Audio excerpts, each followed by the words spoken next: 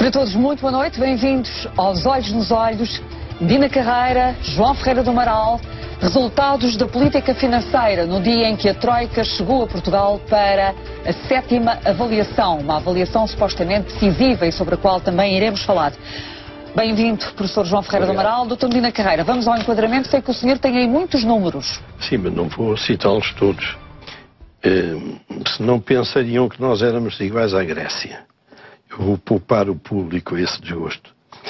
Não, o introito vai no sentido de dizer que as coisas relativas à correção das contas públicas não têm de facto corrido bem. Há adiamentos que não estavam previstos, e o Governo até nem gosta dos adiamentos, e há déficits que são cumpridos com receitas extraordinárias, que é uma tradição do Estado português. E eu suponho que há vícios e que há consequências que resultam de má política. Desde logo, quando apareceu este acordo, o que antes mesmo de lhe conhecer o conteúdo... O acordo com a Troika. Com a Troika. Eu disse em 3 anos, isto não tem ponta para onde se lhe pega. Disse na televisão, aliás. Porque num Estado que está falido e com uma economia em cacos, isto não vai em 3 anos. Bom, passou-se o tempo e infelizmente parece que... Que acertou mais uma vez. Não, isso muita gente acertou. Nessa altura havia assim os mais cerimoniosos, tinham medo de dizer coisas assim maçadoras e que se calavam, mas acho que toda a gente percebeu que em 3 anos isso não entrava nos eixos, sem moeda, sem nada. Mas... Depois há uma profusão de déficits que é uma coisa verdadeiramente aterradora, que eu não sabia. Foi um amigo meu, que é professor de finanças, que fez o favor de recolher estes déficits. Por exemplo, em 2009 foram previstos, em janeiro, um déficit de 3,9. Em maio, um déficit de 5,9. E em novembro, um déficit de 8. Isto para 2009. É claro que isto foi um ano eleitoral, conseguindo mentirola aqui no beco. Em 2010, 9,3. Em 2011, março, 10,1. Em 2012, 10. Bom, quer dizer, eu nunca tive conhecimento de qual foi o déficit que serviu de base para a fixação daqueles déficits que teríamos de cumprir, temos que estar a cumprir. Com a chegada da Troika. Com a Troika. Quer dizer, no tempo da Troika havia aí pendurados entre 7 e tal e 10%. Porquê que se fixou 5%? E porquê que o Governo nunca explicou qual foi o ponto de partida? Porque isto não é irrelevante. Chegar a 4 a partir de 8 é uma coisa, chegar a 4 a partir de 6 é outra. Eu acho que eles não sabiam como é que as contas estavam.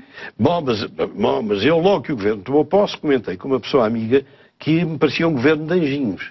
Porque o Governo, quando tomou posse e teve conhecimento dos resultados verdadeiros, devia ter feito uma conferência de imprensa e dizer: aquilo que nós encontramos foi isto. Porque assim hoje não se sabe nada. E estes montes de déficits mostram que realmente a situação era muito movediça e hoje não se sabe se partiu de 9 para chegar a 5, se partiu de 7 para chegar a 5. O doutor Dina Carreira não se lembra que, passado uns meses, não sei se foi o Primeiro-Ministro, mas alguém utilizou a expressão que os esqueletos estavam a sair do armário? Sim, mas é uma expressão velha, Dita. Aqui temos sempre esqueletos. Ninguém sabia da dívida da Madeira. Não, nem dos municípios, nem das empresas públicas. Portanto, como é que o Governo, ao entrar em funções, havia de saber que o déficit não era de 5, mas era de 10? Você sabe que eu, quando pedia uma dona de casa nas finanças, tinha boas razões para isso. Depois, as despesas começaram por ser atacadas pelo Governo, a meu ver, bem. E pretendeu suprimir os subsídios de férias e de Natal, como se lembra. Mas aí, depois as coisas entornaram-se, entre aspas, porque apareceu o Tribunal Constitucional a dizer que não. Acho que foi um grande revés, cujas consequências hoje estamos a sentir. O Governo abandonou muitas despesas para se virar para os impostos, uma vez que pelas despesas o Tribunal Constitucional poderia não aceitar. Meteu-se na cena dos impostos, e faliu. E faliu porque, a meu ver, tem havido, não sei o que o professor Ferreira do Amaral pensa, eu acho que as taxas nunca deviam ter sido tão exageradamente aumentadas. Acho que o aumento das taxas atirou muito a economia para baixo e a economia muito para baixo não deu receitas.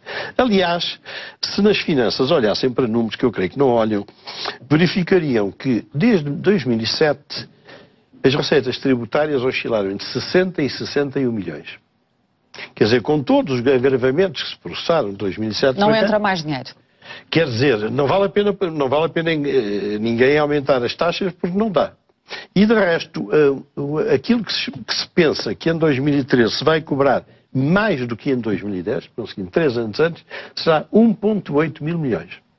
Quer dizer, para este estendal e para esta brutalidade dos agravamentos, mais 1,8 mil milhões, não sei se o Ministro das Finanças já deu por isso. Provavelmente ninguém lhe mostrou isso. Porque isso reprovaria toda esta política de impostos que tem sido adotada. Por fim, as despesas diminuíram. Mas entre 2010 e 2013, as despesas vão cair provavelmente, se confirmarem os números de 2013, 10 mil milhões.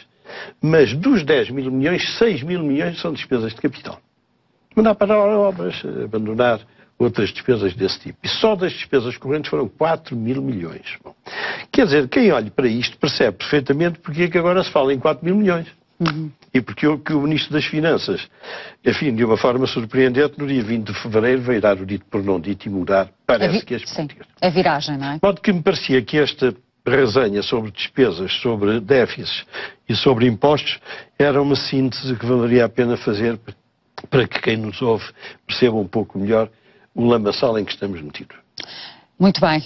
Professor João Ferreira do Amaral, qual é a sua opinião sobre este momento atual, conhecida que é, com mais exatidão, a situação em que estamos do ponto de vista financeiro, económico e social, o desemprego nos 17% e o Governo a assumir pela primeira vez que fracassou nas previsões para 2013, 2 meses depois de ter entrado em vigor o orçamento? Bom, a questão básica, a meu ver, para além de todos os problemas de controle que o Dr. Medina Carreira já referiu, a questão básica é que é muito difícil, para não dizer praticamente impossível, fazer uma política de uma redução drástica de déficit do setor público quando a economia está já à partida a funcionar mal. E isso significa que, como a economia desacelera, e desacelerou logo em 2011 fortemente, mesmo antes das medidas mais gravosas, significa que o Estado cobra menos receitas, que se gera mais desemprego e, portanto, isso obriga o Estado a ter mais despesas de apoio aos desempregados e receber menos contribuições da Segurança Social e, portanto, se em cima disso segue uma política de grande aumento de impostos e de redução da despesa, é evidente que a recessão se agrava muito. Portanto, para mim, este tipo de políticas não são execuíveis, políticas de reduções muito drásticas dos déficits públicos não são execuíveis quando a economia está numa fase recessiva. E a única coisa que fazem é agravar mais a recessão sem resultados no déficit. Ou seja, eu estou plenamente convencido que se a política tivesse sido menos drástica, obtínhamos melhor em termos dos resultados do déficit. Portanto, Dr. Medina Carreira, o Presidente da República tinha razão quando no dia 1 de janeiro falou em espiral recessiva e, enfim, caiu-lhe o Carmo e a Trindade. Muita gente, nomeadamente afeta a maioria, contestou essa análise do Presidente. Sim, parece que sim, parece que tinha razão. Aliás, tem a obrigação de ter razão porque ele é professor destas coisas, não é? Mas os factos não estão a demonstrar. Para mim, o ponto de interrogação maior emerge dessa comunicação. Não sei se o professor Ferreira do Amaral sabia do que ia acontecer, mas para mim altamente surpreende do dia 20 do Ministro das Finanças. Bom, eu penso que a questão era já impossível de ter outro resultado senão esse, porque com uma queda da atividade económica que se registrou no último trimestre do ano passado, e que foi conhecida agora, e com o aumento de desemprego que entretanto ocorrido, e com alguns indicadores, ainda é muito cedo para se saber, mas que também não são bons, relativamente a janeiro, é óbvio que nós teríamos uma probabilidade muito pequena de cumprir o déficit deste ano. O que é que o professor João Ferreira do Amaral antecipa em relação aos dados de janeiro?